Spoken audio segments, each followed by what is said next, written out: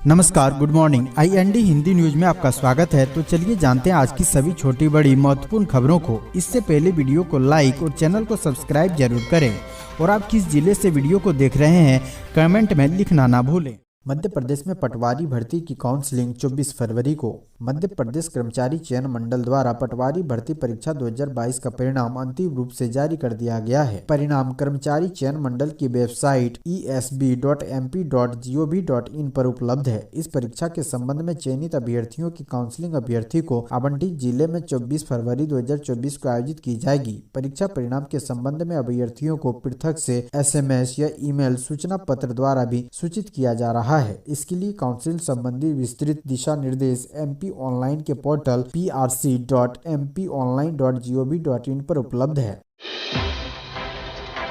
जानिए क्या है मध्य प्रदेश स्कूल नीति का नो बैग डे और नो होमवर्क डे का एजेंडा। मध्य प्रदेश में नई शिक्षा नीति के तहत कुछ बदलाव किए गए हैं। मोहन सरकार ने स्कूली बच्चों के बैग का बोझ कम करने के लेकर बड़ा फैसला लिया है। मध्य प्रदेश स्कूली शिक्षा विभाग ने कक्षा 1 से 12वीं तक के स्कूलों में सप्ताह में एक दिन नो बैग डे देने का फैसला किया है। यह व्यवस्था सभी निजी और सरकारी स्कूलों में लागू होगी। इतना ही नहीं, बच्चों के कक्षा के हिसाब से उनके बस्तों का वजन भी तय किया गया है। मध्य प्रदेश सरकार ने जो स्कूल बैग पॉलिसी जारी की है, उनके अनुसार कक्षा 1 के बच्चों के स्कूल बैग का अधिकतम वजन 2 किलो 200 ग्राम होगा, जबकि 10वीं कक्षा के बच्चों के बस्ते का अधिकतम वजन 4.5 किलोग्राम होगा। साथ ही मोहन सरकार की स्कूल बैग पॉलिसी में बताया गया है कि नर्सरी से लेकर कक्षा 2 तक छात्रों को एक दिन होमवर्क भी नहीं दिया जाएगा।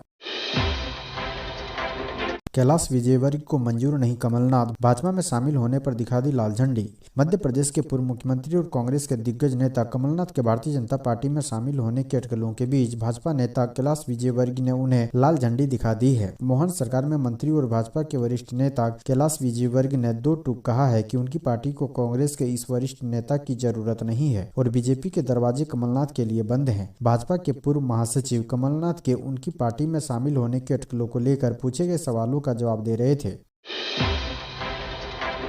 MP को स्वस्थ बना रही मोहन सरकार, बेहतर हो रही चिकित्सा व्यवस्था। MP इन दिनों स्वास्थ्य के क्षेत्र में नई इमारत लिखने के लिए तैयार नजर आ रहा है। यही कारण है कि CM डॉक्टर मोहन यादव लगातार स्वास्थ्य के क्षेत्र में कैसे मध्य प्रदेश उन्नति की ओर अग्रसर हो सके, इसे लेकर प्रयास कर रहे हैं। हाल ही में CM मोहन यादव ने स्वास्थ्य विभाग की बैठक में कई महत्वपूर्ण दिशा निर्देश भी इसे लेकर दिए हैं। इसके बाद अब यह कहा जा सकता है कि मध्य प्रदेश स्वास्थ्य क्षेत्र में नया इतिहास कायम कर रहा है। मुख्यमंत्री डॉक्टर मोहन यादव ने कहा है कि स्वास्थ्य विभाग चिकित्सा शिक्षा, आयुष संस्थानों तथा निजी अस्पतालों को समन्वित करते हुए प्रदेश के सभी जिलों और विकास खंडों में बेहतर चिकित्सा सुविधा उपलब्ध कराने के लिए रोडमैप विकसित किया जाए। चिकित्सकों और पारा मेडिकल स्टाफ की पदपूर्ति के लिए भी कार्य योजना बनाई जाए।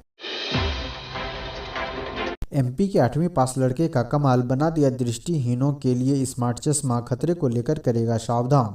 मन में कुछ करने की प्रबल इच्छा हो तो कोई भी कमी रास्ते की रुकावट नहीं बन सकती। कम से कम खरगोन के अमन को देखकर तो यही मालूम देता है। मध्य प्रदेश के अमन केवल 8वीं तक पढ़े हैं। पैसों की कमी के कारण उनकी पढ़ाई पूरी नहीं हो पाई। हालांकि इसे कभी अमन ने अपने रास्ते की रुकावट नहीं बनने दिया। उन्होंने दृष्टिहीन लोगों के लिए एक ऐसा चश्मा बनाया है जिससे उनके रास्ते के खतरों को भांपने में मदद मिलेगी। अमन ने बहुत प्रयास के बाद एक ऐसा स्मार्ट चश्मा बनाया है जो रास्ते में आने वाले खतरों को पहले ही भांप लेगा और उसे पहनने वालों को आगाह कर देगा। अमन के मुताबिक इस चश्मे में सेंसर लगाया गया है। इस सेंसर का काम यह है कि जैसे ही सामने कोई रुकावट जैसी कोई गाड़ियां या कोई बाधा आती है तो ये आवाज निकालने लगता है। इससे इसे पहनने वाला इंसान सचेत हो जाता है और अपना रास्ता बदल लेता है। इससे उनके एक्सीडेंट के चांस कम हो जाएंगे।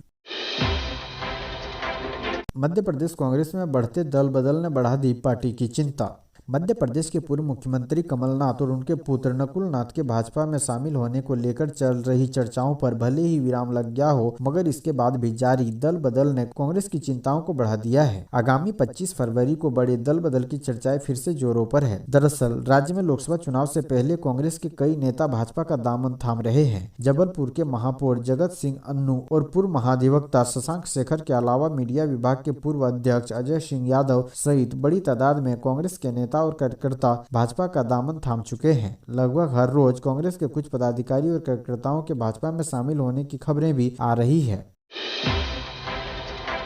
MP के नगरीय निकाय हुए डिजिटलाइज्ड शिकायत रिपोर्ट करने से लेकर प्रॉपर्टी टैक्स तक जमा होंगे ऑनलाइन। मध्य प्रदेश में भाजपा की मोहन यादव सरकार ने राज्य में नगरीय क्षेत्रों में डिजिटल इंडिया को बढ़ावा देने के लिए ई नगरपालिका योजना की शुरुआत की है। इस योजना के तहत शहरी क्षेत्र के स्थानीय निकायों में लोगों को नगर निगम से जुड़ी ऑनलाइन सुविधाओं के बारे में बताया जा रहा है। स्थानीय निकायों में नागरिक विकास विभाग द्वारा ई नगरपालिका योजना को चलाया जा रहा है। इस योजना का उद्देश्य शहरी क्षेत्र के नागरिकों को पारदर्शिता और तेजी के साथ सरकारी सेवाएं प्रदान करना है। मध्य प्रदेश के एजुकेशन सिस्टम में एक बड़े बदलाव की तैयारी। क्या है one student one enrolment? Madhya Pradesh के स्कूलों से जुड़ी एक बड़ी खबर सामने आई है। प्रदेश की मोहन यादव सरकार के नेतृत्व में मध्य प्रदेश का स्कूल शिक्षा विभाग एजुकेशन सिस्टम में एक बड़े बदलाव की तैयारी कर रहा है। दरअसल राज्य में one nation one ration card के तर्ज पर one student one enrolment planning की जा रही है। फिलहाल स्कूल शिक्षा विभाग की तरफ से वन स्टूडेंट वन एनरोलमेंट को लेकर रोड मैप तैयार किया जा रहा है। स्कूल शिक्षा विभाग के अनुसार वन स्टूडेंट वन एनरोलमेंट से बच्चों को जगह बदलने के बाद भी पढ़ाई में किसी तरह की कोई दिक्कत नहीं होगी। राज्य में बच्चे एक जिले से दूसरे जिले में जाने पर एक ही एनरोलमेंट नंबर से आगे की पढ़ाई कर सकेंगे। शिक्षा विभाग की तरफ से बच्चों के लिए एक कार्ड बनाया जाएगा जिस पर एनरोलमेंट नंबर होगा। इस कार्ड के जरिए से बच्चों को दूसरे जिले के स्कूल में बिना किसी परेशानी के एडमिशन मिल जाएगा। लोकसभा चुनाव 2024 में भाजपा 7 से ज्यादा महिलाओं को दे सकती है टिकट, लाडली बहना का मिला था फायदा। मध्य प्रदेश में विधानसभा 2023 के चुनाव में लाडली बहना योजना ने असर दिखाया और फिर प्रदेश में भाजपा की सरकार बन गई। अब लोकसभा चुनाव में भी भाजपा महिलाओं को साधने के लिए प्रदेश की 29 लोकसभा सीटों में से 8 से 9 सीटों पर महिला उम्मीदवार उतार सकती है, यानी 25% सीट महिलाओं के खाते में जा सकती है। दरअसल महिला बिल के बाद भविष्य में लोकसभा क्षेत्र के परिसीमन के बाद महिलाओं के लिए लोकसभा और विधानसभा में 1/3 सीटें आरक्षित होगी। इस आरक्षण की तैयारी से पहले होने वाले लोकसभा के इस चुनाव में भाजपा महिलाओं को लोकसभा में ज्यादा से ज्यादा संख्या में भेजने का प्रयास कर सकती है। एमपी में बीजेपी की अहम बैठक, लोकसभा की सभी 29 सीटों को लेकर किया ये स्पेशल प्लान। आगामी लोकसभा चुनाव को लेकर मध्य प्रदेश बीजेपी ने तैयारियां तेज कर दी है। इसी सिलसिले में प्रदेश बीजेपी कार्यालय में 3 घंटे चली बीजेपी की बैठक खत्म हो गई। बैठक में लोकसभा चुनाव प्रभारी सह प्रभारी सीएम डॉक्टर मोहन यादव, प्रदेश बीजेपी अध्यक्ष वीडी शर्मा सहित अन्य पदाधिकारी शामिल हुए थे। दिल्ली में आयोजित हुए 2 दिवसीय अधिवेशन के बाद प्रदेश बीजेपी की यह पहली बैठक है। दिल्ली में आयोजित अधिवेशन के दौरान दिए गए प्लान पर इस बैठक में रणनीति बनाई गई। साथ ही प्रदेश की 29 लोकसभा सीट पर प्रत्याशियों के चयन को लेकर मंथन किया गया। सभी 29 सीटों पर वरिष्ठ नेताओं को भेज पर रायशुमारी में जो नाम सामने आएंगे उनमें से हर सीट के लिए 2 से 3 नाम शॉर्ट लिस्ट किए जाएंगे। अनोखा प्रदर्शन, ऊर्जा मंत्री के बंगले पर किसानों ने चढ़ाए मुरझाए फूल। देश भर में किसान आंदोलन चर्चाओं में बना हुआ है। वहीं ग्वालियर में किसानों का एक अनोखा प्रदर्शन देखने को मिला, जहां फूल की खेती करने वाले सैकड़ों किसानों ने ऊर्जा मंत्री प्रद्युम्न सिंह तोमर के सरकारी बंगले पर मुरझाए फूल चढ़ाए। बदले में ऊर्जा मंत्री प्रद्युम्न सिंह तोमर ने उन्हें गर्मा गर्म चाय अपने हाथों से पिलाई और आश्वासन दिया कि उनकी मांगों को पूरा किया जाएगा। दरअसल मध्य प्रदेश किसान सभा के बैनर तले ग्वालियर में फूलों की खेती करने वाले किसानों का प्रदर्शन हुआ। कई सारे किसान ऊर्जा मंत्री प्रद्युम्न सिंह तोमर के बंगले पर पहुंचे। प्रदर्शनकारी किसानों ने मंत्री के बंगले के बाहर ही धरना प्रदर्शन शुरू कर दिया और अपने साथ लाए मुरझाए हुए फूलों को एक एक कर ऊर्जा मंत्री के बंगले पर चढ़ाना शुरू कर दिया। इस अनोखे प्रदर्शन को लेकर किसानों का कहना था कि किसानों को फ्लैट रेट पर बिजली नहीं मिल रही है, उनके कनेक्शन काटे जा रहे हैं, जिसके चलते फूलों की खेती में पानी समय पर नहीं लग पा रहा है और फूल मुरझा रहे हैं। मुरझाए हुए फूल कभी मंडी में नहीं बिकते हैं, लेकिन नेता मंत्रियों के काम जरूर आ जाते हैं। यही वजह है कि यह मुरझाए हुए फूल मंत्री जी को चढ़ाए हैं।